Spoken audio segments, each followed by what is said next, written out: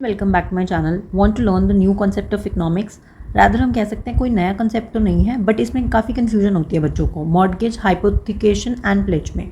ठीक है, तो बात समझते हैं सबसे पहले मॉर्टगेज के बारे में। तो मॉर्टगेज क्या होता है, मैं आपको ना एक एग्जाम्पल बताऊंगी, उस एग्जाम्पल से आप याद रखेंगे तो आपको चीज़ें याद हो जाएंगी। मॉर्टगेज सुनते ही आपको एंगेजमेंट समझ में आ रही होगी, और एंगेजमेंट आपकी तब हो सकती है जब एक लड़के के पास क्या होता है, घर होता है। तो आप ऐसे याद रखिएगा, घर क्या है, एक इमूवेबल प्रॉपर्टी, यानी कि जब भी आप लोन लेने जाते हैं और आप अपनी इमूवेबल प्रॉपर्टी को बैंक के पास गिरवी रखते हैं, उसको हम बोलते हैं मॉर्टगेज। और जो घर है वो उसको यूज़ कौन करता है, आप ही यूज़ करते हैं जब तक वो लोन रीपे नहीं हो जाता। अगर आप लोन रीपे नहीं कर पाते तो वापस से जो बैंक वाले होते हैं वो आपका घर आपसे ले लेते हैं। ठीक है, उसको नीलाम करके अपने पैसे ले लेते हैं। तो मॉर्टगेज, एंगेजमेंट से घर, और घर एक इमूवेबल प्रॉपर्टी और बोरोवर इसका पोजेशन रखता है। फिर नेक्स्ट आता है हाइपोथिकेशन। हाइपोथिकेशन क्या है, हाइपोथिकेशन सुनते ही आपको याद रखना है, हाइपोथेटिकली मान लो आपके पास एक BMW कार है, नहीं हो सकती ना, मतलब एक नॉर्मल इंसान के पास BMW नहीं हो सकती ना गाड़ी। तो इसे मान लो, हाइपोथेटिकल मतलब एक एजम्पशन मतलब हमने मान ली कि हमारे पास कार है। कार कैसी प्रॉपर्टी है, मूवेबल प्रॉपर्टी है,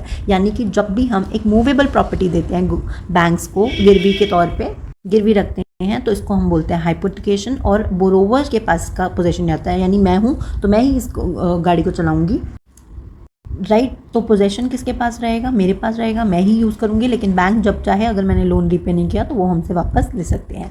लास्ट आता है प्लेज। जब भी हम प्लेज लेते हैं, आपको याद होगा स्कूल में हम प्लेज लेते थे, all brothers are my, all brothers and sisters.